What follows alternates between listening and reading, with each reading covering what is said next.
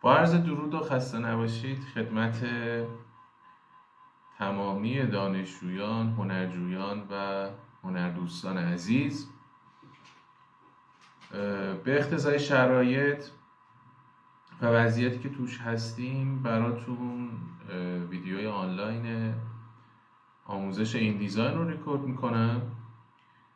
دانشجوهای عزیزم، مجبوریم فعلا این شکلی از راه دور با هم دیگه در ارتباط باشیم. سعی کردم مباحث کاملی باشه، از پایه براتون شروع کردم و اینکه با هم دیگه چند جلسه کار میکنیم تا راه بیفتید و بعد از اینکه راه افتادید به صورت پروژه محور، با نرم افزار که آشنا شدید پروژه محور، با هم دیگه قرار دیزاین یک کاتالوگ، یک مجله و یک کتاب رو داشته باشیم. برای شروع دوستان، ما نرم افزار این دیزاین رو نصب میکنیم. حالا من از قبل نصب دارم روی سیستمم. میخوام بهتون بگم که ورژن 2024 2025 آخرین ورژن ها رو نصب کنید. اگر سیستم شما کانفیگ سیستم شما جواب میده، مثلا برای 2022 من یادم رم 16 میخواست ولی با رم 4 هم کار میکرد. خیلی آنچنان تفاوت هایی نیستش، بهتره خب آپدیت باشید. من الان روی سیستم خودم این دیزاین 2020 رو دارم، باهاش کار میکنم. اگه سیستمتون جواب نمیده، این دیزاین 2018 رو میتونید نصب کنید. اگه باز هم جواب نمیده، دیگه 2017 16 نصب نکنید و برید سراغ 2015. باز اون ورژن بهتریه. از 2019 یه سری آپشن ها اضافه شده و توی ورژن های 2024 و 5 و اینا یه خورده یه سه جا اسامی تغییر کرده و منوهای خورده تغییر کرده، ولی خب به طور کلی نرم افزار یکیه و تغییر عمده‌ای توش ایجاد نشده. نکته‌ای که میخوام بهتون بگم اینه که موقع نصب حتما یه اون قسمتی که زبان نرم افزار رو انتخاب میکنید، همون اول گزینه یدمل عربی رو انتخاب کنید که آپشن های نوشتار فارسی و حروف فارسی برای شما فعال بشه. و توی سرچ باکسمون هر موقع که این دیزاین رو سرچ کنید، خب نرم افزار رو به ما نشون میده و اینکه آخرین کارهایی که انجام دادیم توی بخش ریسنتش رو نشون میده براتون، فایلایی که روش کار کردیم. و خب من نرم افزار رو اینجا توی تسک بارم هم چیدم، روش کلیک میکنم تا این دیزاین ما بالا بیاد. این دیزاین نرم افزار سبکتریه به نسبت ایلاستریتور و فتوشاپ. نرم افزار سبکتریه و عرضم به خدمت شما که به عنوان دیزاینر شما دخترها و پسرهای گرافیست من، دانشجوهای عزیزم، باید نرم افزارهای جانبی رو هم کنار این دیزاین داشته باشین برای تصویرسازی ها، ادیت تصاویر و سایر مسائل. نرم افزار که بالا میاد بچه‌ها، برای شما قاعدتا اولش این صفحه نیستش، چون من قبلا کار کردم و نخواستم دوباره نرم افزار رو آنینستال کنم، از اول اینستالش کنم. نرم افزار رو همینجوری بالا آوردم. برای شما قاعدتا 3 تا آپشن میاد، یه جایی عکس تبلت، یه ورقه A4، یه کره زمینه، یه سری آپشن ها اینجوری میاد. اولین باری که نرم افزار رو باز کنید و کار کنید از این صفحه خارج میشید و صفحتون بعد از این به این شکل به نمایش داده میشه. تو این بخش ریسنتی که میبینید آخرین کارهای شماست بر اساس اسم و اینجا خودمون تنظیم میکنیم که ریسنتش از پایین به بالا یا از بالا به پایین باشه، کارهای قدیمی بالا باشن یا کارهای جدید بالا باشه. حساب کنیم من از 4 سال پیش دارم با همین ورژن 2020 کار میکنم و بر اساس سایز داریم اینجا و انواع مختلفش که فیلترها رو هم اینجا می نویسه و خب این گزینه رو کلیک کنیم با صفحه اولش، یعنی اون صفحه اولی که کار کردیم رو هم حالت پریویو به ما نشون میده یا به این شکل لیستش میکنیم. گزینه اوپن رو که اگه بزنیم، اگه از قبل یک فایلی رو کار کرده باشیم و سیو کرده باشیم، وقتی گزینه اوپن رو بزنیم نرم افزار برای ما اجازه بدید من میکروفونم رو چک کنم دوباره. بله درسته. گزینه اوپن رو که بزنیم نرم افزار از اون فایل اینزن قبلی که سیو کردیم استفاده میکنه و اونو باز میکنه، یا باید گزینه create new رو روش کلیک کنیم. گزینه create رو که کلیک میکنیم این صفحه نیو داکیومنت برای ما باز میشه. صفحه نیو داکیومنت رو از منوی فایل هم میتونیم داشته باشیم، حالا جلوتر بهتون نشون میدم. ما اینجا وارد صفحه نیو داکیومنت میشیم. یه گزینه ریسنت داره، کارهایی که من قبلا باز کردم میبینید اینا اکثرا کاستوم دیفالت، اینا رو قبلا خودم جدا جدا سایزایی که به دل خواهم بود رو بهش دادم و باز کردم. و یه سری گزینه ها رو ما این بالا میبینیم. گزینه سیو رو داریم که اون دیفالتی که من از قبل سیو کردم رو داره. بهتون نشون میدم چجوری میتونید پریستی که میخواید رو سیو کنید و از این به بعد مثلا کارا رو کلا تو اون سایز باز کنید، یا اینکه توی این بخش منوی پرینت، وب و موبایل رو داریم که هر کدوم یه سری پریست آماده اینجا به ما نمایش میدن. آ4 رو داریم، A3 A5 این گزینه لگال و اینو که اینا مال سایزهای استاندارد آمریکاست. ما از A5 و A3 میتونیم استفاده کنیم. B5 رو داریم، A4 رو داریم. اینا سایزهای آماده است، پریست های آماده است که چه بسا ما از این سطح میتونیم سایزهایی که خودمون میخوایم رو وارد کنیم و دیفالت کاستومایز شده سایز مورد نظرمون رو بدیم بهش. بعد بخش وب رو داریم. قاعدتا اینجا بر اساس استفاده فضای دیجیتال، چون میبینید که الان کتاب های دیجیتال و ایبوک ها خیلی فراگیر شدن دیگه، اینا رو برای ما گذاشته بر اساس سایز، بر اساس پیکسل هاشون. 1080 داره، 120 داره، انواع اقسام سایزها رو برای شما چیده بر اساس سایزهایی که توی صفحات استاندارد وب ازش استفاده میشه و خودش هم یونیت رو میذاره روی پیکسل. مثلا ما اینجا تو بخش پرینت یونیتمون یا واحد اندازه‌گیریمون روی میلیمتره، توی وب بر اساس پیکسله. یه گزینه موبایل هم داریم اینجا برای کسایی که یو آی یو ایکس کار میکنن، بچه‌ای که واحد یو آی یو ایکس بعداً برمیدارن سر کلاس، اون واحد رو هم با هم داریم و میبینید که ما یه سری جاها علاوه بر فیگما و ایکس دی ممکنه با این دیزاین هم درگیر بشیم. سایزهای استاندارد موبایل رو داره،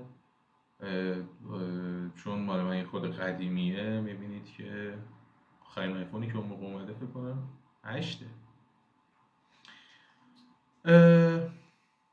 از منوی پرینت میخوایم یک داکیومنت جدید باز کنیم بچه ها. ببینید این آن تایتلد که تو همه نرم افزارها هم میبینید، ما میتونیم اسم داکیومنتی که داریم دیزاین میتونیم کنیم رو بهش بدیم. مثلا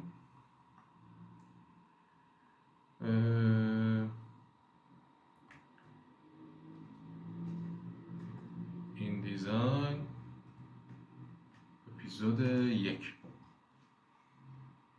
و میتونیم با این گزینه سیو داکیومنت پریست این رو سیوش کنیم و توی این بخش سیو اینو داشته باشیم. یه عرض و ارتفاع رو به ما میده. یونیت رو ببینید بچه ها، پیکسل که خب قاعدتا برای کارهای وب و کارهایی که ما برای کتاب الکترونیک ازش استفاده میکنیم و سایر مباحث پوینت بیشتر برای کارهای تایپی و فونت و اینا استفاده میشه. این چه چیزایی دیگه. ما معمولا اینو میذاریم روی میلیمتر واحد اندازه گیریمونو، چون خب عمومیه، بین‌المللیه و هممون باهاش کار میکنیم. بچه اورینتیشن جهت کاغذ رو به ما میگه که میخواین عمودی باشه یا افقی باشه، ورتیکالی یا هورایزونتالی باشه. بعد این بایندینگ رو داریم. وقتی شما گزینه ید ML عربی رو اونجا فعال کردی، این گزینه ها بای دیفالت برای شما نمایش داده میشه. داره توی گزینه بایندینگ به شما میگه صفحه شما قراره از چپ به راست باز بشه یا از راست به چپ باز بشه. خب قاعدتا ما که فارسی می نویسیم از راست به چپ باز میشه و ما از سمت راست صفحات رو داریم. توی کتاب‌های انگلیسی ما از چپ به راست صفحه رو باز میکنیم و از اون سمت بریم. در واقع پس اینجا ما این گزینه رو داریم، گزینه بایندینگ رو داریم. گزینه پیج رو داریم، صفحات ماست. صفحات ما که میخوایم چند صفحه باشه، اصلا چند تا کار داریم. ببینید بچه‌ها، معمولا صفحه اول صفحه جلد، صفحه دوم صفحه پشت جلده، از صفحه سوم کتاب ما شروع میشه. من مثلا اینو میذارم روی 10 صفحه. 10 صفحه برای من قراره کتاب رو باز کنه. یه گزینه‌ای داریم بچه اینجا به اسم فیسینگ پیج. اگه گزینه فیسینگ پیج رو فعال کنم، صفحات روبروی همدیگه قرار میگیرن، کتاب باز و بسته میشه و صفحات روبروی همدیگه قرار میگیرن. یک صفحه اول رو داریم که جلوی صفحه است، بعد از صفحه دوم اینا روبروی هم قرار میگیرن. اگه گزینه فیسینگ پیج رو نزنم، صفحه من زیر همدیگه قرار میگیره. بذارید گزینه پریویو رو بزنم که بتونیم با هم دیگه ببینیم تغییرات به چه شکله. ببینید بچه‌ها، گزینه فیسینگ پیج رو من نزدم، 10 صفحه انتخاب کردم و 10 صفحه زیر هم دیگه قرار میگیره. ولی وقتی فیسینگ پیج رو بزنم، صفحات روبروی هم دیگه قرار میگیرن. میبینید که صفحه اولمون تکیه ولی بقیه صفحات ما رو در روی هم دیگه قرار میگیره. یه گزینه داریم این پایین بچه‌ها به اسم استارت. یه موقع هست مثلا 2 تا دیزاینر 3 تا دیزاینر رو کار دارن کار میکنن و یه دفعه یکیش میگه من از صفحه 1 تا 20 رو کار میکنم، تو از صفحه 20 به بعد رو کار کن و این شکلی میشه که شما 20 تا 40 صفحه رو کار میکنید، ایشون 1 تا 20 صفحه رو کار میکنه. ایشون استارت کارش رو میذاره 1 تا 1، یعنی صفحه 1 شروع میشه تا صفحه 20 رو خودش دیزاین میکنه، اینجا عدد 20 میکنه و تا صفحه 20 دیزاین میکنه و شما اینجا صفحه رو اسمش رو میزنیم 21. یعنی چی؟ یعنی استارت من از صفحه 21 20 رو من یه فرد فرضی دارم به اسم علی اوسط، مثلا سفره اینا رو زمین میمونه، میگم زنگ میزنید علی اوسط بیاد این سفره رو جمع کنه. اینجا همکار ما علی اوسط 20 صفحه رو دیزاین کرده، ما از صفحه 21 میخوایم دیزاین کنیم. برای اینکه دیزاین ها به هم نریزه و وقتی اینا رو با هم دیگه میخوایم ترکیب کنیم مشکلی ایجاد نشه، من اینجا استارتمو میذارم از صفحه 21 که حالا اینجا ما علی اوسط رو نداریم و از صفحه 1 استارت میخوره صفحه ما. یه گزینه‌ای داریم بچه‌ها به اسم پرایمری تکست فریم. به شما میگه تو تمامی صفحاتی که ایجاد شده بای دیفالت یک تکست فریم من توش ایجاد بکنم یا نکنم. وقتی اینو تیک میزنین بای دیفالت شما هر صفحه‌ای رو که باز کنید، یعنی کل صفحات این دیزاین شما که واردش میشید یه تکست فریم بای دیفالت داره، ولی اگه تیکشو بردارید نداره. حالا یه موقع هست من میخوام 1000 تا کار دیگه بکنم توی نرم افزار و نیازی به این تکست فریم ندارم و نمیزنم. یه موقع هم هست میزنمش، آقا من این صفحه رو زدم گزینه تب رو میزنم رفرش بشه، میبینید که مثلا هر صفحه من جداگونه تکست فریم توش ایجاد میشه. من برمیدارم اینو چون نمیخوام. ما برای اینکه کار رو درست دیزاین کنیم و با تناسبات مختلف دیزاین کنیم و واحدهای اندازه‌گیری مشخصی داشته باشیم، ممکنه یک جایی از این ستون‌هایی استفاده کنیم که یک جایی هم راهنمای ما، هم کمک میکنن که دیزاین ما اصولی و توی قواعد و چارچوبایی که مشخص کردیم پیش بره. این به معنای ستونه کالومز و این گاتر کالومز هم به معنای فاصله بین ستون هاست. اینجا زدیم که ما یه دونه ستون داریم. میبینید این یک ستونه، من اینو دوتا ستون میکنم، میبینید ما اینو داریم و من 3 تا ستونش میکنم. این شکلی ستونا کنار هم قرار میگیرن و خب یه فاصله دیفالتی هم اینجا هستش. من فاصله رو بیشتر کنم ستونها کوچیکتر میشن و فاصله کمتر میشه. بیشتر بچه‌ها توی دیزاین روزنامه، مجله و بروشور از این گزینه استفاده میکنیم. مثلا شما یک روزنامه میخواین دیزاین کنین، این بخشش قراره یه سری مطالب بیاد، تصاویر بیاد، این بخش یه سری مطالب و تصاویر، این بخش یه سری مطالب و تصاویر. این گزینه به ما کمک میکنه که ما خیلی اصولی بتونیم این کار رو انجام بدیم. یه موقع هم هست دختر من، پسر من داره بروشور سلت دیزاین میکنه. فکر کنیم این بروشور سلته بچه این یه بروشور سلت. با این گزینه کالومز ما میتونیم که ستالت رو تنظیم کنیم، این فاصله رو بیاریم پایین، صفرش کنیم. در واقع اینا میشه خط تای ما، خط برش، خط جایی که این بروشور سلت ما تا میخوره و ما میتونیم یه بروشور سلت رو این شکلی دیزاین کنیم. حالا این یه اندازه استانداردی داشتش که حالا اونو بهش وارد میکنم و این صفحه هم هورایزونتالیش و ورتیکالیش رو درست میکنم و 4 تا هم ستون میذارم اینجا، حالا مثلا برای دیزاین. از جمله گزینه هایی که توی نیو داکیومنت داریم بچه ها که خب خیلی مهمه، گزینه مارجینه. مارجین چیه؟ در لغت به معنای حاشیه است. قدیما خیلی سخت بود تنظیم کردن فضای سفید و مارجین و پدینگ و بلید و این چیزای چاپ، چون نرم افزار این کار انجام نمیداد و موقع صفحه آرایی خیلی باید با وسواس این کار انجام میدادی که اشتباهی رخ نده. این حاشیه ها رو که میبینید منطقه‌ایه که طرح قرار نیست توش چاپ بشه.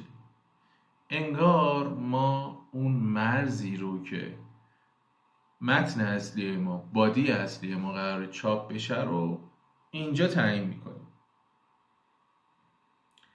که خب قاعدتا این مرزهای سفید و این وایت اسپیس هایی که ما اینجا رعایت میکنیم، حاشیه های سفید، باعث خوانایی بیشتر، باعث زیبایی و خب قرار گرفتن توی یک استاندارد و چارچوب درستی میشه که از لحاظ بصری به خواننده ما کمک میکنه که بتونه بدون اینکه خسته بشه و بدون اینکه دلزده بشه و بدون اینکه خیلی صفحه شلوغ باشه کارو پیش ببره. انگار شما هر صفحتون رو دارید قاب میکنید.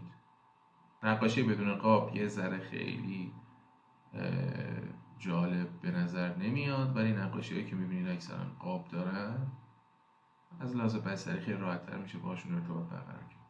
یا عکسایی که میبینید قاب دارن یه سری اندازه های مشخصی داره بچه ها. در قطع های مختلف، انواع قطع کتاب رو داریم که من راجبش براتون صحبت خواهم کرد. در قطع های مختلف و سیستم های دیزاینی مختلف، دیزاین سیستم های مختلف، ابعاد فرق میکنه. بهتون نشون میدم چجوریه. ببین الان مثلا اینجا گزینه رو گذاشته روی 12.7 میلیمتر فواصل از تاپ بالا، باتم پایین، اینساید اون بخشیه که انگار میره سمت عطف کتاب، یعنی میره این داخل. اینساید قطع ماست و این اوتساید قطع ماست. توی یک سری بخشا، توی یک سری از قطعهای مشخص، اینساید و اوتساید فرق میکنه. معمولا تاپ و باتم یکیه، ولی اینساید و اوتسایدش با هم دیگه ممکنه یه مقداری فرق کنه. یکیش میشه 25 میل، یکیش میشه 23 میل یا 23 و نیم میل، 25 میل. تغییرش میدم. ببینید بچه ها، اینجا من این گزینه‌ام فعاله. این گزینه make all setting the same، یعنی تمام تنظیمات یکی بشن، یعنی همشون اگه اینو تغییر میدم باتمم، تاپو تغییر میدم باتم و اینساید همش تغییر کنه.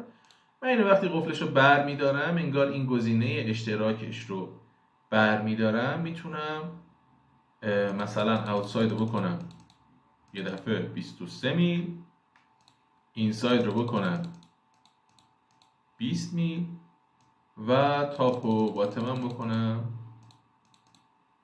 20 میل. میبینید بچه ها؟ آره، این اوتساید منه، این اینساید منه، این تاپ و این باتم منه. چیزی که ما صفحه آرایی میکنیم و چیزی که ما دیزاین میکنیم داخل این قاب قرمز قرار چاپ بشه. تصاویر ما، عکس های ما، دیزاین های ما، و این فضا قرار سفید باقی بمونه، مگر اینکه ما بیایم از این وایت اسپیس برای جذابیت کار و برای اینکه توجه رو به یک سمتی جلب کنیم استفاده کنیم. مثلا چیکار میکنن؟ این قسمت سفید خارج از مارجین، بچه این هنوز کاغذ ماست، این سفیده. توی این قسمت میان شماره صفحه می نویسن، توی این قسمت میان یه تیتری می نویسن، یا یه جایی ممکنه مثلا تصویر رو ادامه بدن. حالا بهتون میگم در آینده چه شکلیه. پس ما گزینه مارجینز رو کاملا فهمیدیم که چیه. یه گزینه هست زیرش، میبینید که من این کشویی رو فعال میکنم، باز میشه بچه‌ها. همچنان ما داریم راجع به نیو داکیومنت و ابتدای کاریم و داریم راجع به آغاز ایجاد یک سند جدید برای یک دیزاین صحبت میکنیم. bleed and slug. بلید در لغت به چه معناست بچه ها؟ به معنای خونریزیه. ما وقتی بلید رو فعال میکنیم، بذارید یه جور دیگه بهتون میگم. تمام صفحات شما که چاپ میشن به عنوان کتاب، مجله، کاتالوگ، یک جایی وارد یک قالبی میشن که این قالب یک کاتریه که قرار این صفحات رو کات کنه، قرار این صفحات رو ببر و اون قسمت ها قرار از بین برن. انگار اون قسمت ها که مثلا ما یک بلید لاین میذاریم، اون بلید لاینه یک حاشیه امنی دور کار ما ایجاد میکنه که اگه زیر کاتر رفت، تصویر ما و مثلا اون چیزی که ما ایجاد کردیم سفیدی نده و یا از بین نره. حالا بهتون دقیق تر توضیح میدم چه اتفاقی قرار بیفته. بخش بلید، اجازه بدید ببینید این نقطه اشتراکش make all setting the same فعاله. 1 میلیمتر، 2 میلیمتر، 3 میلیمتر یک بازه ای رو بلید میدن. ما چیزی که در نظر میگیریم اینه که این خط قرمز رو، این خط داخل، خط بنفش رنگ یا این صورتی رنگ که میبینید مارجین ماست، این خط قرمز بلید ماست بچه ها. چیزی که در نظر میگیریم اینه که این بلید قراره بره زیر تیغ، اوکی؟ یعنی قراره زده بشه. پس من اگه قراره شماره صفحه بیارم، داخل بلید شماره صفحه‌مو نمیارم، این قسمت نگه میدارم شماره صفحه‌مو. انگار که این قسمت هم قسمت بلید که داخلش این صفحه سفید داخل اون کادره جزو صفحه ما هست، ولی اون مبنای احتیاط ماست که اگه کاتر این ور اون ور بشه یا تیغ قرار بخوره، اگه رفت زیر کاتر ما چیزی رو از دست نداده باشیم. اما اتفاقی که میفته چیه؟ ممکنه این قسمت نره زیر کاتر، ممکنه که در واقع احتمال خطای 1 میلیمتر هم هست و یا خیلی کمتر، نیم میلیمتر هم هستش. اگه من تصویری دارم یا مربعی دارم یا مستطیلی دارم یا مثلا قرار شماره صفحه رو داخل یک مربعی بذارم و اینجا بچینمش، اگه من اون مربع، مستطیل یا اون چیز رنگی رو حالا جلوتر بهتون کامل نشون میدم داخل این بلیت نیارم، احتمال داره کاتر که میخوره لبه های کار من سفیدی بده و این کار خب کارتون خیلی زشت میکنه. برای همون من تصاویرم رو و یا شیپ هایی که دارم میسازم رو تا امتداد خط بلیت طولش میدم، میکشمش که اگه رفت زیر کاتر که فبه ها رفته، مهم نیست. و اگرم که اون قسمت بلیت زیر کاتر نرفت و جزء صفحه ما بود، صفحه ما سفیدی نده. حالا جلوتر بهتون با شیپ و شکل و اینا نشون میدم. هر قطعی و هر آرتیست دیزاینری یک استانداردی داره، یه جایی قسمتی رو به عنوان بلیت در نظر میگیره. 2 تا 5 میلیمتر معمولا بلیت رو در نظر میگیره. اسلاک چیه؟ بچه ها یه بخشیه که نه قرار چاپ بشه نه اهمیتی داره، یعنی به عنوان بصری اهمیتی نداره، بیشتر یک فضاییه برای اینکه شما مثلا کالر پالتتون اونجا به اون کسی که قرار کارتون رو چاپ کنه نمایش بدید. یه فضاییه که شما رجیسترهاتون رو مثلا میتونید اونجا به نمایش بذارید. ببینید من اینو گزینش فعال میکنم، مثلا 5 میل من اومدم اینجا اسلاگ دادم، میبینید این قسمت به هیچ عنوان توی چاپ ما و توی کات ما نیستش، فقط یک قسمتیه که من اگه بخوام توش میتونم یه چیزی بنویسم که با اون اپراتور چاپ در ارتباط باشم، یا برای خودم یه چیزی بنویسم و اون اپراتور چاپ توی یک گزینه هایی میتونه اونو یا حذف کنه یا حتی بیاره توی پلاتش و چاپش کنه. جلوتر باز راجع به اون هم با هم دیگه صحبت خواهیم کرد. حالا من اینو کرییتش میکنم که ببینید این اتفاقی بودش که افتاد. میخوام اینجا این رو بهتون نشون بدم بچه ها.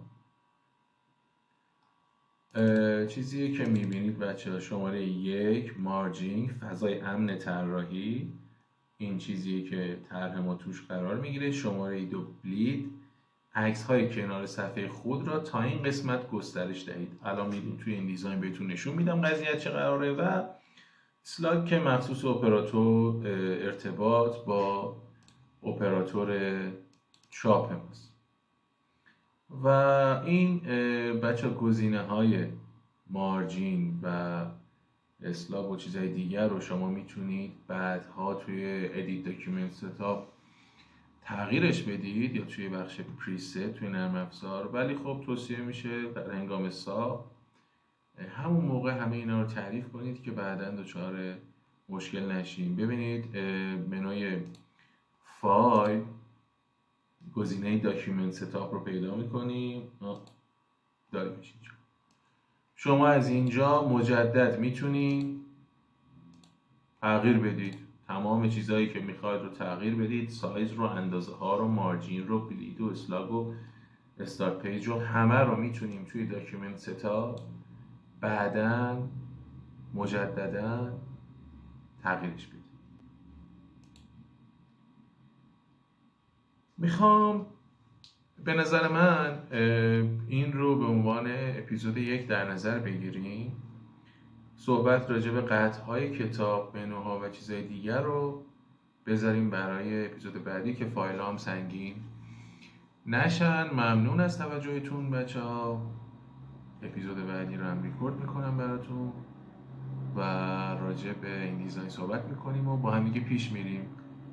فعلا شروع کردیم، کلی با هم کار داریم. مرسی از توجهتون.